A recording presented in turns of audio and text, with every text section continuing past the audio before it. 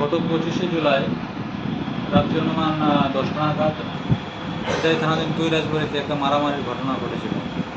সেখানে থানিয়েল দেববর্মা এবং কাথার দেববর্মা দুজনকে খুব ব্রুটালি মারা হয়েছিল।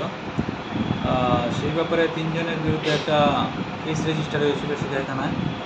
তারা হলো সমরেন্দ্র দেববর্মা, সন্তোষ দেববর্মা এবং রাকেশ দেববর্মা।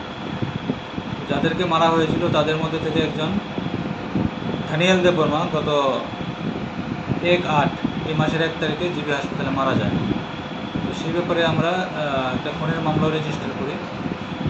তো সেই মামলায় যারা আসামি ছিল তারা পলাতক ছিল। তাদের মধ্যে 2 জনকে আজকে আমরা অ্যারেস্ট করেছি। তাদের নাম সমরেন্দ্র দেববর্মা এবং সন্তোষ দেববর্মা। তারা কি মূল অভিযুক্ত? মূল অভিযুক্ত, এফআইআর নাম ছিল তাদের। আর কেউ কি যুক্ত আছে? আরেকজন আছে রাকেশ দেববর্মা, সে এখনও পলাতক। স্যার, 2 জনকে আপনারা কোথা থেকে গ্রেপ্তার করতে সফল হলেন? তাদেরকে আমরা আজকে পেশাতক থেকে নিয়ে এসেছি। কালকে কি কোর্টে ফরওয়ার্ড করা হবে? কালকে কোর্টে ফরওয়ার্ড করা হবে। এই মানছে। স্যার, এই ঘটনার পরিপ্রেক্ষিতে এখনো পর্যন্ত এলাকার পরিস্থিতি কোন পর্যায়ে আছে?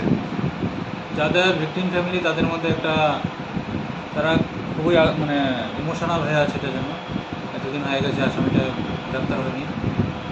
আজকে আমরা 2 জনকে অ্যারেস্ট করতে পেরেছি এবং অ্যাসিস্ট্যান্ট তাদের পরিবারকে আমরা দেবো।